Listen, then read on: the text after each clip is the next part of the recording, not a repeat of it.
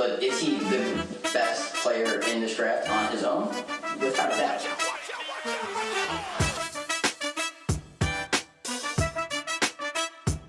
Please show me a better example of a Bruce Arians quarterback.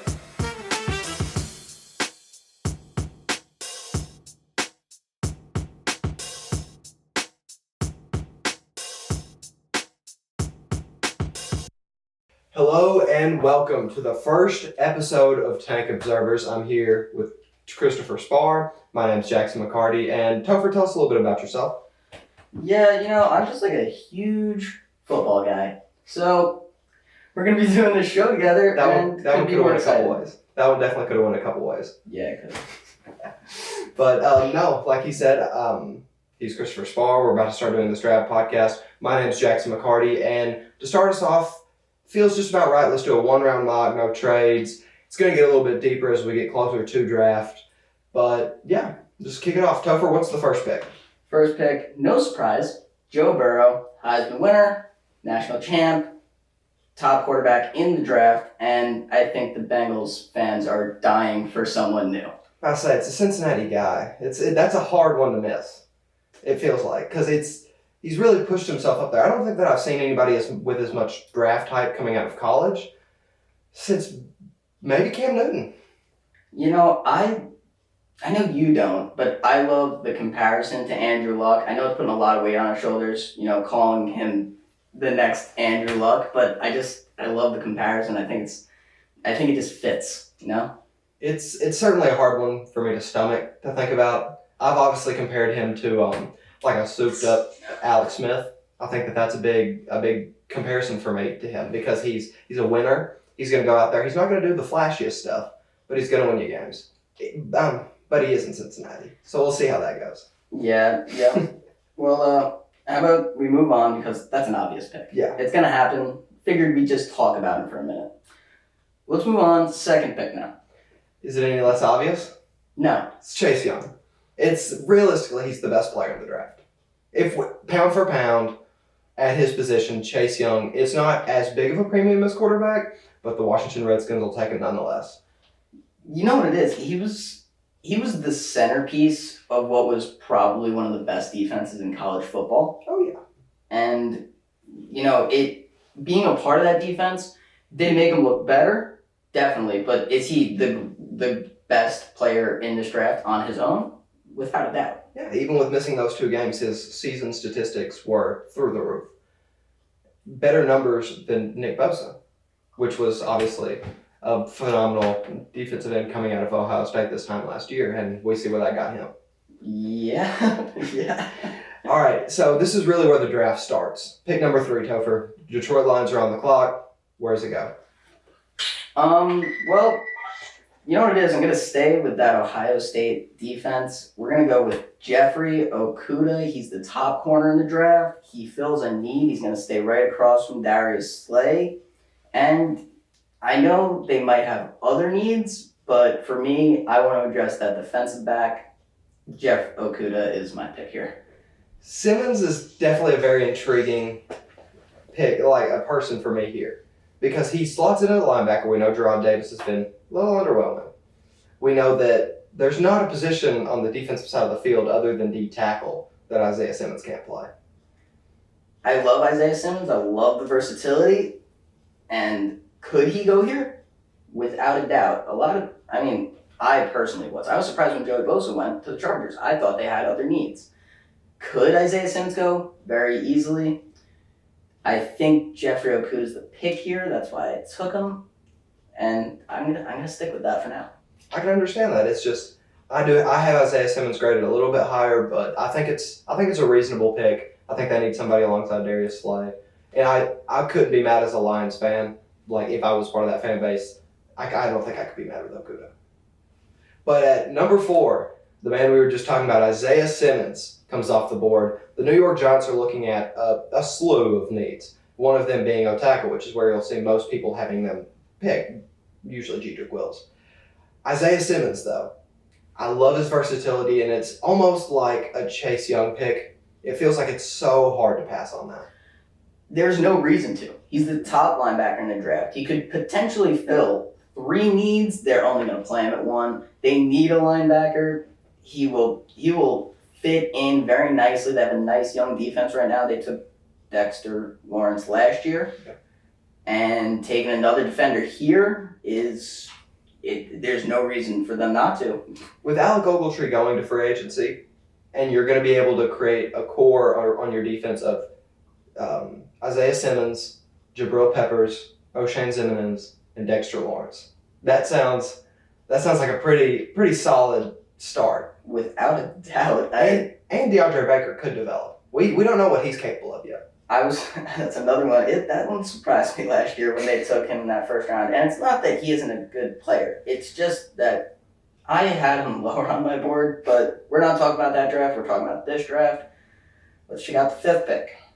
Number 5, I've got Tua Tagovailoa from the University of Alabama going to the Miami Dolphins. It's very necessary that they find their quarterback. That they have to find their quarterback. And I don't think that they're going to be big players in any of the more aging vets like Breeze or Rivers or Brady. I don't think that makes sense for them. But what they could do, re-sign Fitzmagic or go get Mariota, let him play for a couple games, maybe even Case Keenum. Because I don't think they need a permanent guy there so they can go ahead and get 2 in, but they need somebody to kind of be that comfort blanket because we don't know that he's fully healthy. I agree. I think that there's a lot of quarterbacks in the free agency.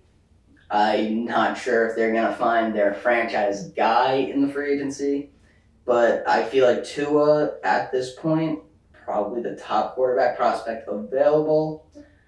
And for me, this pick is inevitable. It's been talked about so much. Tua to the Dolphins has been a very hyped up pick, and I feel like it would be disappointing to see someone else taken here. It feels like fate that we started off the season mocking Miami Dolphins number 1 overall, getting to Tagovailoa.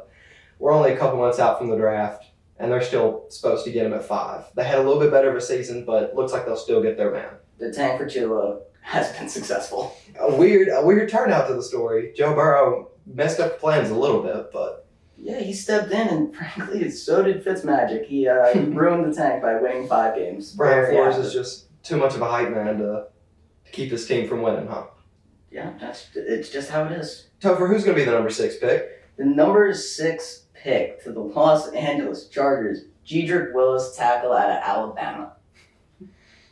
And, I mean, they need to get a tackle. Because you imagine in the next couple of years, Phil Rivers, we don't know if he's going to be staying this year. Could they move on? They could. But if they're going to get a franchise guy, they're going to have to protect him.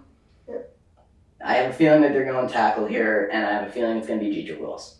Yeah, you've got to protect whoever's about to come in. It doesn't matter if you take Justin Herbert there, I'll get to my thoughts on him a little bit later whenever it's draft time for him. But maybe you're getting Teddy Bridgewater. Maybe you're getting one of these older guys because you feel like you can compete. But it doesn't matter if they can't stay upright. And the Chargers line has not proven that they can stay upright. And that's the first piece. That's how Dallas built a team that was very formidable. And I think that's the way you've got to lean here. Yeah, Dallas, they drafted a guy every year for almost 5 straight years.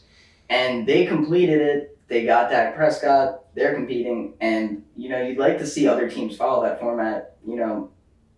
Team, just any team really, because you see it. They obviously haven't won. A lot of people could talk about that with the coach, but I think Jedrick Willis would be a great start to building that offense back. Yeah, absolutely. Because their defense is phenomenal. Oh yeah, Joey Bosa, Ingram, Derwin, they've got all the pieces they need.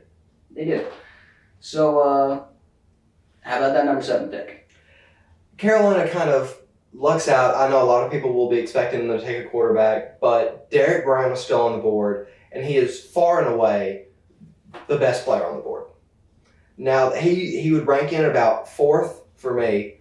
Obviously, the big D lineman from Auburn, he would rank in about 4th for me on the big board, and he is just a wrecker. And I feel like it's because of his position that he's going to slide, because IDL is not a very coveted position in the draft, especially not early. But you've got to take him off this board. It's not necessarily a need, but you've got to do it. Yeah, defensive tackle, it's not that hype. You have defensive tackles in the league that you can hype up easily. Aaron Donald, the key position. I'm not saying he's going to be Aaron Donald, not saying that he will. No one, he's phenomenal. There's not a lot of Aaron Donalds out there, but Derek Brown, he's going to be a good player. It's inevitable. He will be great. And getting him here at 7, they got lucky that he slid this far because, it's just not a need for other teams to pick up this defense. A lot of other teams have those needs filled, Dalvin Tomlinson on the Giants, that's really the only other spot I could see him going. Yeah, and the Giants, I don't think you can pass up on Isaiah Simmons like we touched on earlier. But tell me, with the Arizona Cardinals pick, what do you got? I have Tristan Wirfs, Iowa tackle. Tristan Wirfs is probably he's definitely one of the top tackles in the draft. Those top 3, it's hard to grade them individually. They're all very good. They just play different, sides of the ball, or sides of the line. Yeah. So Tristan Wirfs, he's probably going to be your right tackle. And, you just drafted what you think is going to be your franchise guy. You're going to want to protect him, just like we were talking about with the Chargers. Both of those teams, they have iffy tackles on those teams. You have DJ Humphries on the left side. You figure you're either going to replace him or get a guy to go next to him. So Tristan Wirfs seems to be the obvious pick here. I feel like he slots in very nicely with that agile big man that whenever they're running read options to that right side, Kyler Murray will have somebody that's pretty quick and pretty big to take that lead block for him. Now, with the Jacksonville Jaguars pick, a little bit of argument here. We've done this mock before we started recording. Me and Topher had a little bit of a disagreement on that one, but go ahead and announce who it is. With the number 9 pick, I have the Jacksonville Jaguars taking Christian Fulton, LSU cornerback. Now, tell me your thoughts on my pick, Jax. All right. Andrew Thomas, Mekhi Becton, Javon Kinlaw, Clavon Chason, AJ Epinesa. What do all these people have in common? They're not Christian Fulton. They are who I would rather have at the 9th overall pick. Their O-line suffered so bad. Minshew Mania couldn't even carry them, man. And I know a lot of people aren't necessarily as in love with Minshew. They're more in love with the meme. But I genuinely think he could be a good quarterback. And you've got to protect him. You've got to protect him. And if you're not going to go O-line, go get you an edge rusher. Go get you Clavon Chason. Listen, AJ Boye is going to be 31 years old next year. You just lost Jalen Ramsey. You could use some help in the secondary, and I don't see a reason that Christian Fulton isn't that guy. He is the number 2 corner in this draft. He is. He will be the number 1 corner on that team eventually. I don't know how AJ Boye is going to do next year, but his contract is also expiring after this year. I think I would rather see them take a chance on Trey Waynes, maybe Logan Ryan, somebody that there's a very deep free agency class, and there's a lot of people. Rashad Breeland's going to get paid. I don't know who's going to be the one to pay him, but you got to pick in the Super Bowl. You're about to get paid somewhere. That's how it works. And there's somebody that's got to pay him. They could trick themselves into thinking they can wait another year. Plus, with how deep this cornerback class is, go get Lamar Jackson, the cornerback from Nebraska, in like the 4th. Get somebody who can fill that in and develop. Listen, after you draft Cam Robinson just a few years ago, you're really going to jump and grab another O tackle this early right now? Let's not compare him to Andrew Thomas. Andrew Thomas is a different beast. But all right, we'll move on with that one. Pick number 10, Cleveland Browns. Well, speaking of Andrew Thomas, he is going at the number 10 pick at tackle out of Georgia. And me personally, I have him as the top offensive lineman coming out of this class. It's just other teams, other needs. He's the best left tackle, in my opinion. And this should be a no-brainer for them. They're probably going to let Greg Robinson walk after another poor performance this season. And I think that it might be one of the easier picks in this draft, aside from Burrow and Chase Young. I know this is a very strong thing to say, especially with just how great Joe Thomas was. But Andrew Thomas, if he hits his ceiling, could fill that Joe Thomas role. I feel like he's got the durability, he's got the skill set. Maybe he's not as much of a leader as Joe Thomas was. Obviously, he was revered in the locker room, absolute just hero. But that's about as good of a replacement as you're going to get coming out of this draft class. I can understand where you're coming from, and comparing anyone to Joe Thomas, who's probably one of the greatest Browns of all time, is tough. But Andrew Thomas has a lot of talent. And yeah, he could. If he hits that ceiling, he could be one of the best replacements they could find in the next couple of years. Because Andrew Thomas is a very impressive prospect. He's slid down the board a little bit, obviously, because there's bigger needs on the right side of the line than the left right now. And just the fact that Jedrick Wills had very strong play at the end. Tristan Wirfs is more agile. He's got more traits people like, especially coming into the draft. And Andrew Thomas has just been overlooked. He had the limelight for such a long point in the season that it's just kind of being pushed out now. Without a doubt, the guy is likely to be unbelievable. I think he can be. He probably will be. But let's not, sit on number 10. Let's go to number 11. The New York Jets take Jerry Jeudy, wide receiver out of Alabama. He is, for me at least, by far the best receiver in this class. And that's not a knock on CD. That's just how talented he is. Because he looked like the best receiver in the draft to me, with Devonta Smith and Henry Ruggs also being options. He came out there week in, week out. His route tree is just incredible. He looks exactly like a number one receiver should. And with Crowder there, and if they bring Robbie Anderson back in, I think those could make for very complementary pieces in the Jets organization. Yeah, that's the thing. With Jerry Jeudy, especially with the Jets, I get it. Robbie Anderson had a very strong year 2 years ago. And, he faded a little this year. Yeah. But that's no reason to give up on him. But it doesn't matter.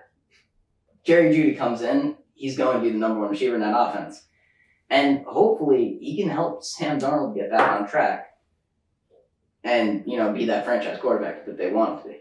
Yeah, Robbie Anderson, I think, would benefit greatly from being the two because it takes less pressure off him. He can go right over the top. And Jamison Crowder's there on those short routes, exactly what he got to do in Washington. That's where he really started, too, because whenever he was just running those little in and outs, just the curls, the stuff that you don't have to get but more than 15 yards away from the ball, that's where he gets all of his stuff because he's such a possession-like receiver. Yeah, some people benefit from being the two receiver. Michael Gallup with the Cowboys. Once they brought in a mark, the guy started to shine.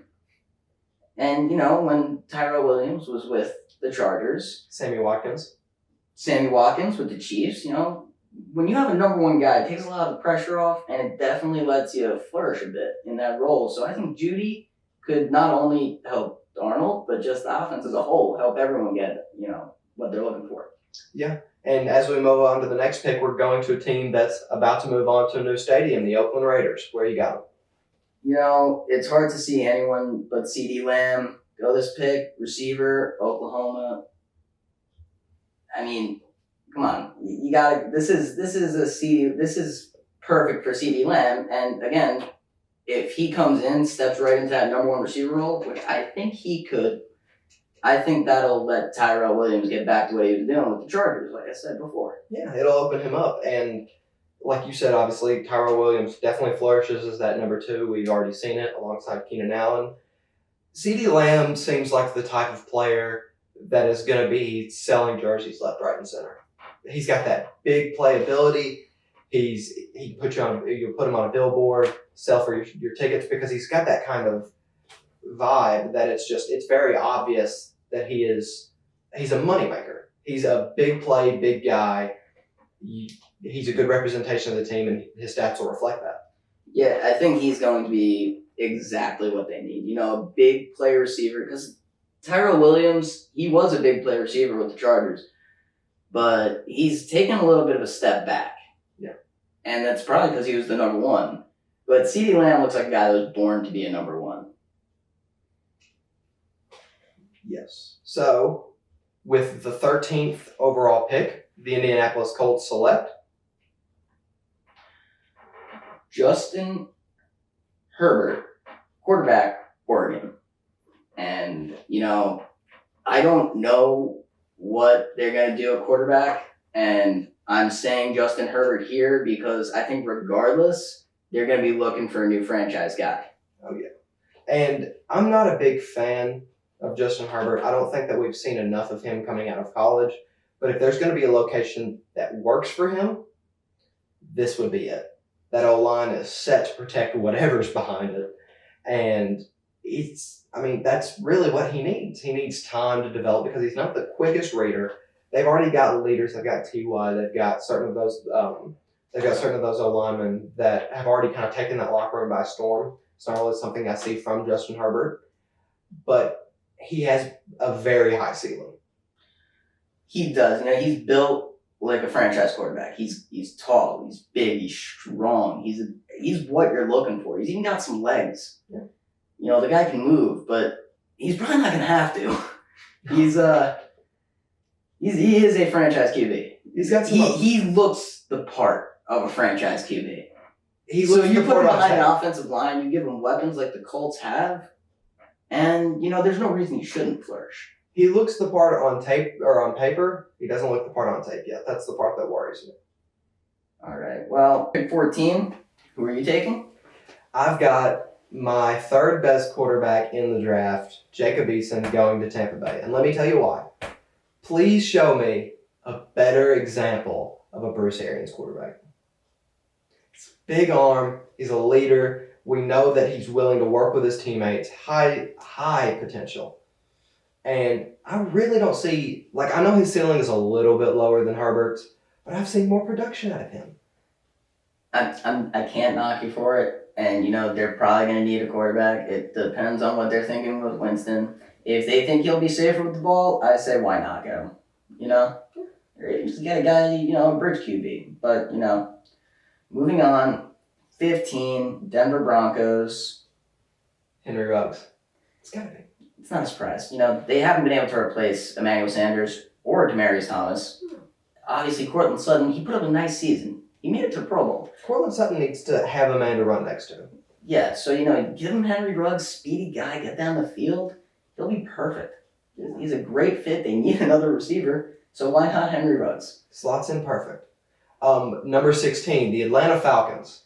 They haven't been able to get to the quarterback for a while. They had one game, they had that one game, remember? Then they got to the quarterback like 4 times. But what? So here, take an edge, take Clevon Chason. Yeah, his hype has definitely been through the roof. It's another one of those, not necessarily what you see on tape, it's what you see on paper. Obviously, he hasn't had bad tape. He's been a very effective player, but it's that high upside that everybody's going to gamble on in the draft. The only thing that worries me about him is that I don't think teams are going to learn their lesson. If you remember Rashawn Gary, he had a very weak rookie season. He was a first-round pick, and they picked him over his counterpart, Chase Winovich, and he put up nothing this year. But, you know what? Chason, ridiculous athlete, could be a completely different story. Absolutely. So, let's go. 17, Cowboys are picking. Who are they taking? Xavier McKinney, the safety out of the University of Alabama. That one feels like a no-brainer. They need secondary help. If they're going to get over the hump, that's the big part that they're missing. And you took Fulton off the board already. I don't see any of these guys really slotting into that pick yet. Go ahead and grab McKinney. It's the best safety on the board. They lost Barry Church 3 or 4 years ago, right? Yeah. They still haven't found a guy to fill that hole. No. They've still been looking for safety. This guy can definitely fill that gap that was left so many years ago by Barry Church. And I'd love to argue picks, but this one is one that I just can't find anything to say about. Yeah, there's no real reason to argue against it. It makes too much sense. Number 18, the Miami Dolphins. Who do you think they're getting? Another team that, the Miami Dolphins frankly need everything. They've taken a quarterback. They can definitely go with AJ Epinesa because, the production's there, the potential's there. Obviously had that mid-season low, picked it back up, got himself back in those talks. And frankly, he should just be a plug and play for the Dolphins. Absolutely. You see how NFL ready he is on tape. You can just see it. You see his production. Maybe you try to stray away from that first half of the season, but you go back to his junior year. You see what he's doing now. He's just ready. He's ready to tear some alignment up. No doubt, no doubt. He has been good. He will hopefully continue to be good. Let's move on. 19. 19, the Oakland Raiders. They need a linebacker. They need a field general, more specifically, somebody that can hold down the fort, really give out those calls. Kenneth Murray out of Oklahoma, the most solid pick I can reason with here. Yeah, they have some stuff. Max Crosby, he looks like he's gonna fill in for that edge rusher that they've been missing.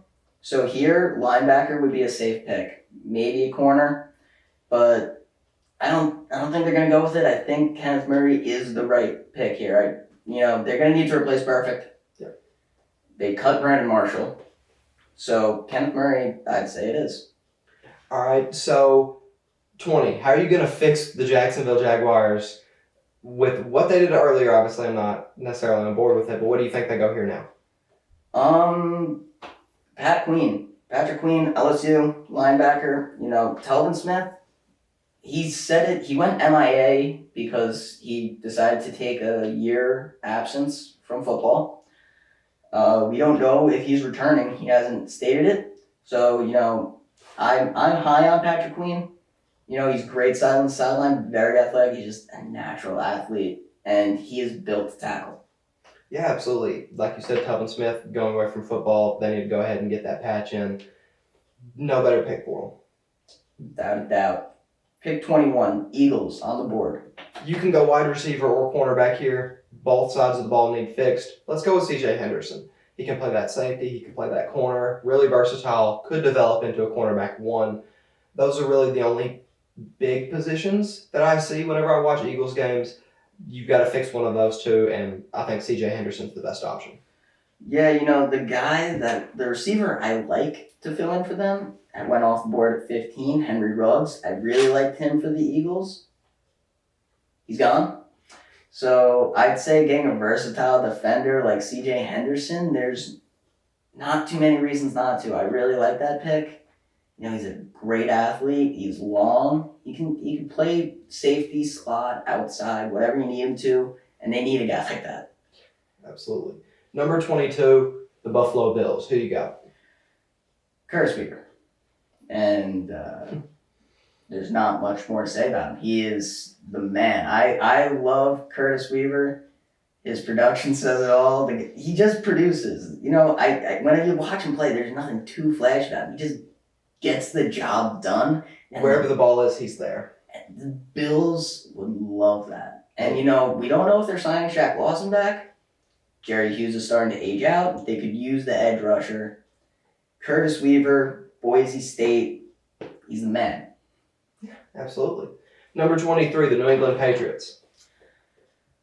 There isn't a more Patriots player in this league, in this draft, than Terrell Lewis from Alabama. He fits that, what they love. Very similar to Deatrick Wise, who they picked a couple years ago. He's exactly what they like. They love guys that can play the inside and the outside of the defensive line. He's big enough, he can do both. Deatrick Wise was a late round pick. This guy's a first rounder. I have a feeling he's just going to fill in that position really well. Yes. Number 24, the New Orleans Saints. Justin Jefferson. LSU, he can play the slot or the outside, and they need someone to go next to the Saints. Next to the Saints. They need someone to go next to Michael Thomas, and I think that he's going to do that very well. Very good receiver. Number 25, your Minnesota Vikings. Javon Kinlaw, South Carolina, and it's the confidence alone sells him. It really does. The man says he compares himself to Aaron Donald, and when you do that, it draws attention. Pair that with the production, that's just undeniable, and I have a feeling he's just going to be good. He's going to will himself to be good. He's got the confidence behind himself. Yeah, big, athletic. He's just awesome. Number 26, the Miami Dolphins. Again, they could use a little bit of everything. They have a quarterback. Why not protect him? Why not offensive tackle, Mekhi Becton, Louisville? What do you have to say about him? He's a mauler, man. Like you said, a little bit similar to what we said about the Chargers. Obviously, they've got their quarterback. Let's go ahead and get somebody in front of them that can protect them and keep them upright. Yeah, he's monstrous. 6'7", like 360, 370. How do you get past that? And he's fast. He's not fast, but he can move. He's got lateral quickness. He's got some mobility. Yeah, you can. When you're that big and you can move, it's hard to get around a man like that. Absolutely. So 27. Seahawks. My personal favorite receiver in this draft, not the best. I would say he's third or fourth. He interchanges with Henry Ruggs. Love Jalen Reagor out of TCU. He's going to slot right, ironically enough, to the slot. He's going to put right in there. Going to go ahead and let DK and Doug do their own thing. And he's just going to handle it, and he's going to do great with it. And he makes for that quick, off-pace receiver that they need. No doubt. Moving on, 28th pick. You have your Ravens on the board. One of the big things we saw coming through this season, hitting the playoffs, was that Hollywood Brown needs a big-bodied receiver across the line from him to kind of draw some of that attention away. And who better than T. Higgins? A lot of people will have Laviska Shenault going here, but T fell through our draft, and Baltimore was lucky enough to get him. Yeah, I love T. Higgins. Big, athletic dude. He's going to fit nicely with what that team's going with, which is athleticism. Absolutely. Titans, 29. I've got them going Yader Gross-Matos from the University of Penn State. Very athletic edge rusher, and it's really kind of a who do you have left? You could go Zach Bond, but I feel like Yader Gross-Matos, very similar to some of those other edge rushers, based on upside, he's going to get put into that first round. Pick number 30, Green Bay Packers. Packers, I think that they're going to do a little bit of Randall Cobb chasing. I think they want him back. They need that two receiver. They haven't had Randall Cobb, obviously. Went to the Cowboys. So, KJ Hamler, shifty, small dude, going to go right in that slot. I think he's going to make for a solid two receiver for them because he's going to get right back into that role. I was about to say, they've got Devonta Adams, they've got MVS, they've got Lazard, they've got their big receivers. Get them somebody a little bit smaller, can really work that slot. I wouldn't be surprised if he has a top 5 combine time at 40. Very really wouldn't. quick man. Number 31, the San Francisco 49ers. Grant Delpit. And some people have him going higher because LSU. But they need to replace Jimmy Ward. He's fallen. And I think he's going to replace Jimmy Ward very well because I don't think they're going to resign him. Grant Delpit's definitely going to get a lot more coverage when we get into our positional analysis that we're going to be doing on the podcast. But obviously I've said I don't like him as much as I like McKinney. But San Francisco feels like a good fit. It really does. Without a doubt. And then the final pick of the first round, Kansas City Chiefs. Who you got them going? Damon Arnett. He's the third corner on Ohio, but it was one of the best defenses there is. This guy's got a lot of hype around him for being part of that defense. And, he might be the man behind the man, with Sean Wade, but he's got so much upside, just being a part of that defense. He's just as shut down as the rest. I say in maybe the limited amount of times that we've really got to see him making those big plays, he's really shown off how much talent he has. But that is the last pick of our first mock draft. We'll be back. Our next episode is going to be over quarterback analysis. We're going to take you into that room, see how we're thinking about the quarterback, see what their upsides are, where you think their best fits are. But as of right now, that's been our first episode. My name's Jackson McCarty. And I am Chris Spahr. See y'all next time.